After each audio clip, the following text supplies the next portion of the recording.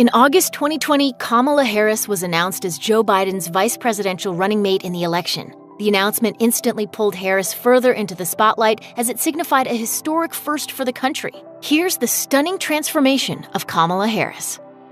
Harris was born in 1964 in California to immigrant parents, according to the Los Angeles Times. Her mother was a scientist from India, and her father was an economics professor originally from Jamaica. The two met while studying at Berkeley, where they both took part in the civil rights movement. As Berkeley side explained, Harris and her sister Maya grew up in a segregated Berkeley due to racist housing policies, otherwise known as redlining. One Berkeley historian described the community as an integrated community with families of various races, both middle class and poorer residents. However, Harris's parents ensured that she was raised in a counterculture environment that embraced diversity. For instance, she and her sister were exposed to the civil rights movement from an early age, which Harris believes helped her to become the politician she is today.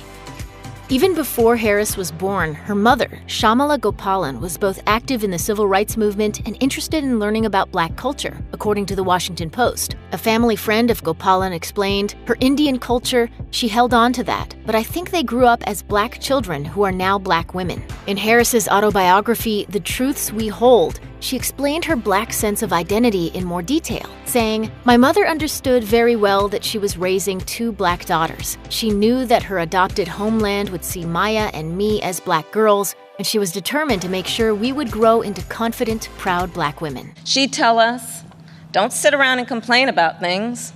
Do something." So I did something. Harris's parents divorced in 1971 when Harris was still fairly young. After the divorce, Gopalan was granted custody of the couple's two daughters after a hard-fought custody battle, as Donald Harris revealed in an article for Jamaica Global Online. Kamala stayed in touch with her father and even visited his family in Jamaica. However, the majority of her sense of self comes from her mother. According to Outlook, Harris once said, "She was the one most responsible for shaping us into the women we would become." While Gopalan was always keen to give her daughters a strong foundation in Black culture, she was also careful to raise them with an understanding of their Indian heritage. Harris visited India, where she was greatly influenced by her mother's father.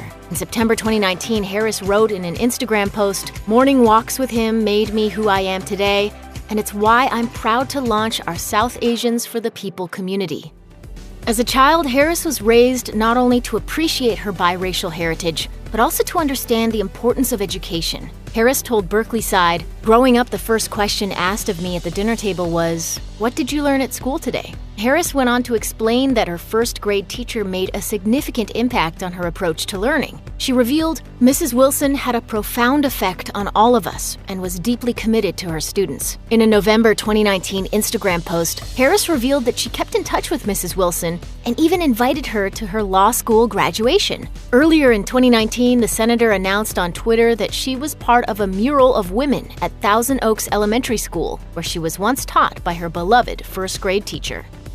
Apparently, Harris got her start in politics at a very early age, and the story is captured in a children's book. The book is by Mina Harris, Kamala's niece, and is called Kamala and Maya's Big Idea, inspired by real events from Kamala and her sister Maya's childhood. According to She Knows, the two sisters had the idea to build a play area in the courtyard of their apartment building. When the landlord refused, Kamala wrote a letter and organized a troop of volunteers from the neighborhood children. Eventually, the girls were successful. Maya spoke to Glamour about their shared childhood, saying, "We were always taught to stand up for ourselves, to stand up for others, to speak up."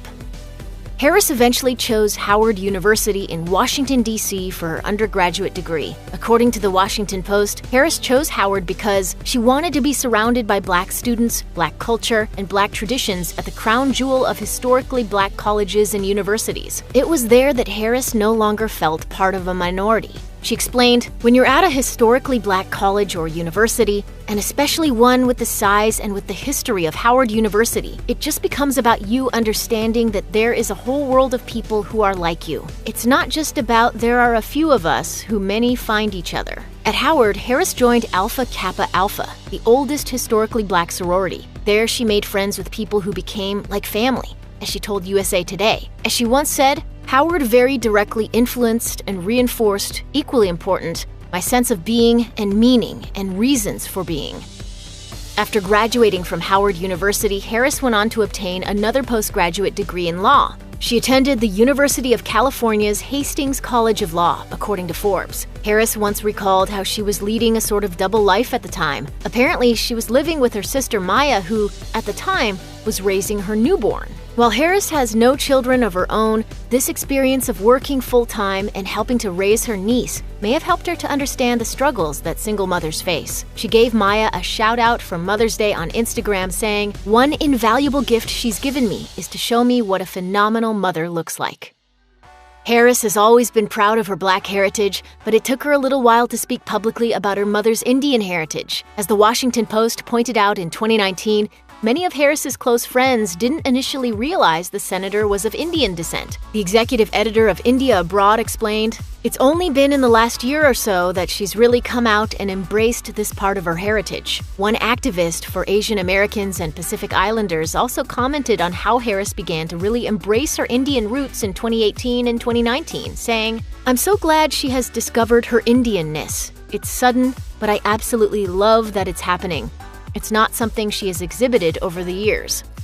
Harris met fellow lawyer Douglas Emhoff on a blind date that was set up by a mutual friend, according to NBC News. According to her autobiography, Emhoff was pretty much head over heels after the first date. She explained, "The morning after our first date, Doug emailed me with a list of his available dates for the next couple of months." According to Harris, Emhoff's email said, "I'm too old to play games or hide the ball. I really like you, and I want to see if we can make this work." And it worked. In 2014, the couple got married. Harris went on to describe the multicultural ceremony in her book, writing, "In keeping with our respective Indian and Jewish heritage, I put a flower garland around Doug's neck. He stomped on a glass."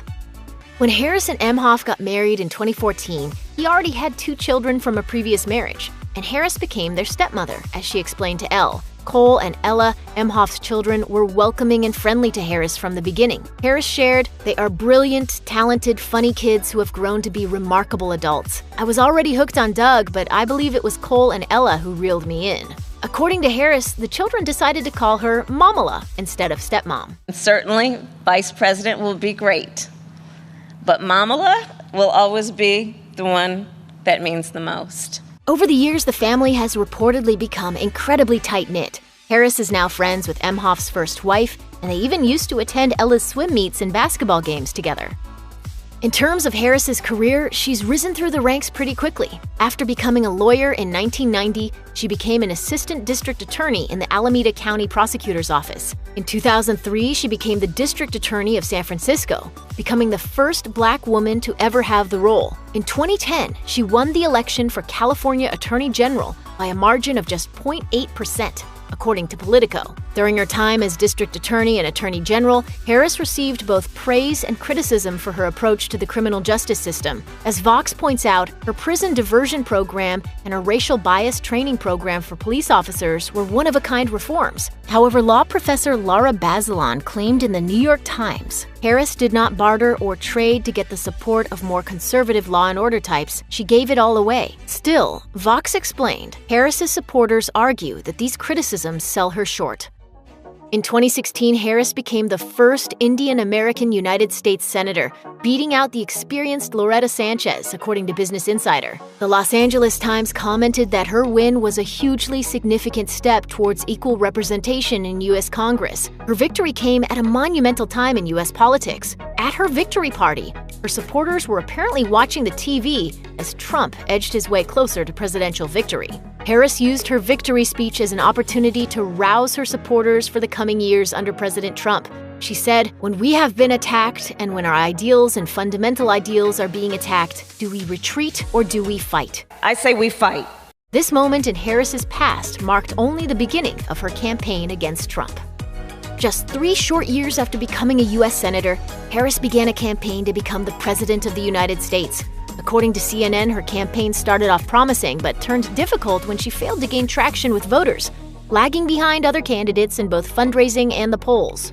Joe Biden ultimately succeeded in becoming the party's presumptive nominee, and later in 2020, Biden announced that Harris would be joining him as the Democratic vice presidential nominee. Now let me introduce to you, for the first time, your next Vice President of the United States, Kamala Harris. The announcement signified yet another monumental achievement for Harris and another first for America. Harris became the first person of Asian descent and the first Black woman to appear on a presidential ticket in the country's history, as the New York Times noted. The historical announcement was reportedly well received by Jamaicans and Indians around the world. For instance, one Indian political commentator said that Biden's choice for VP was a, quote, triumph of diversity and democracy.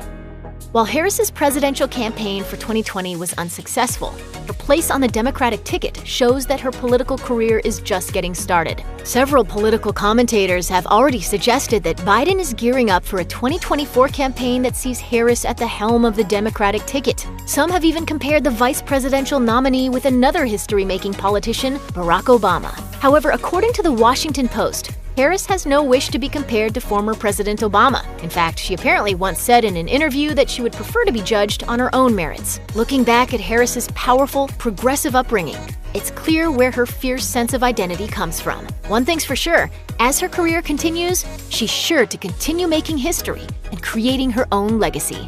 Check out one of our newest videos right here. Plus, even more list videos about your favorite hot topics are coming soon. Subscribe to our YouTube channel and hit the bell so you don't miss a single one.